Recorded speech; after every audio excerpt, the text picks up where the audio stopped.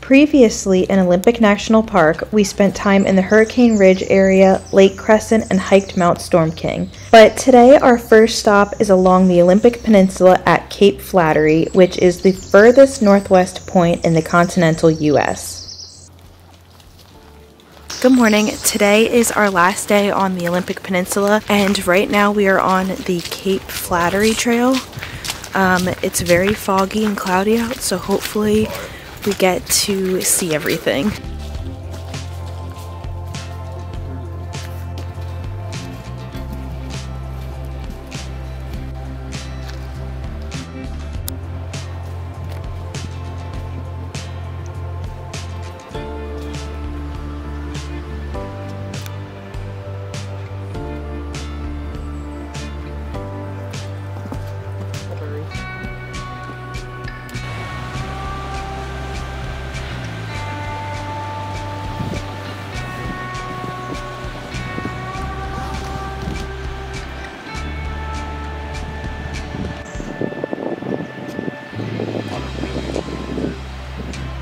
Cape Flattery is also part of the Maka Indian Reservation, so you will need a permit to visit.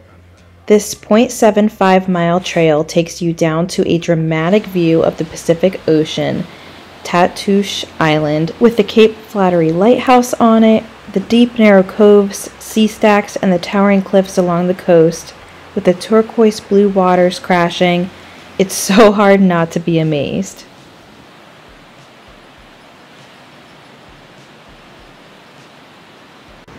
We definitely got a good feel for the stereotypical PNW vibe with the overcast weather while hiking through mossy trees.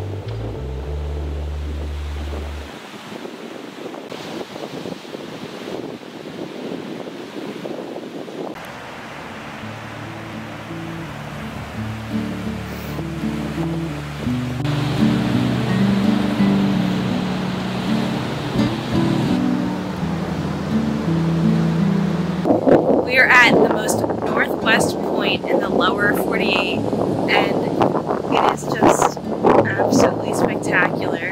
The views here are incredible. The water is so blue. There's a lot of boats out fishing. So cool.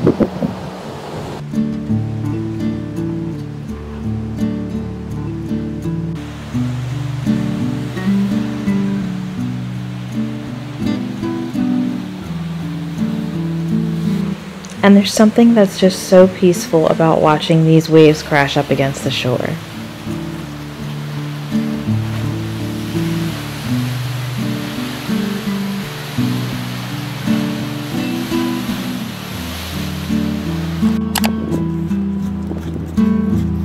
We finally made it to the Hoh Rainforest, and we are about to walk on the Hall of Mosses trail. Look at how clear it is.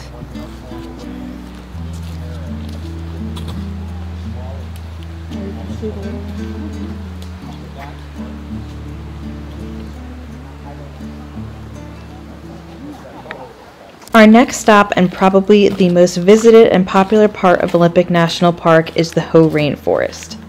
The Hall of Mosses Trail is a 0.8-mile family-friendly loop that takes you along the lush, moss-covered trees and ferns for as far as the eye can see.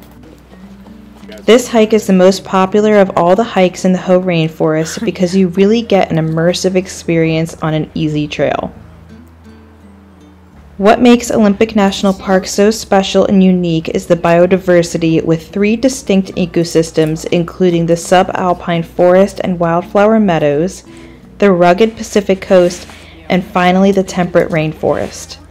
The Hoh Rainforest is the largest temperate rainforest in the U.S. With an annual precipitation of over 12 feet, it is one of the most wettest places in the continental U.S.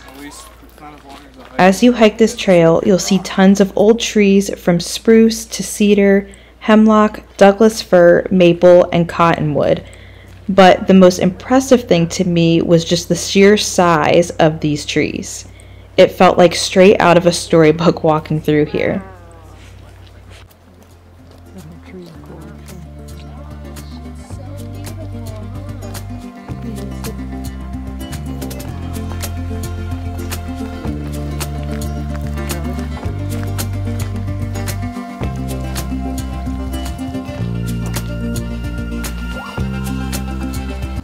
But I will say this part of Olympic was my least favorite due to the line we waited in to enter, the crowdedness of the area, and although the rainforest obviously had more moss and larger trees, it did feel very reminiscent to other parts of Washington's forested areas. My recommendation would definitely be to, if you can, get here at an unpopular time of day.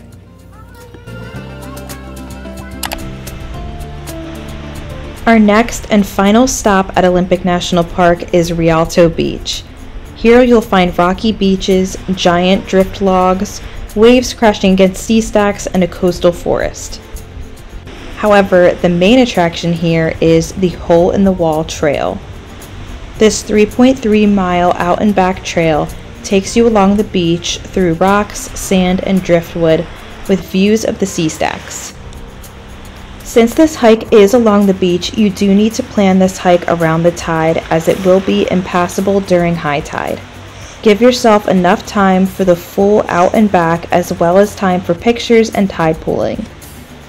Tide pooling here is so much fun. You'll find sea urchins, starfish, barnacles, and mussels, and you'll see the Hole in the Wall, which is a beautiful rock arch formed by erosion from the sea surf and waves. You'll get some stunning pictures here, and it's just a really, really cool spot.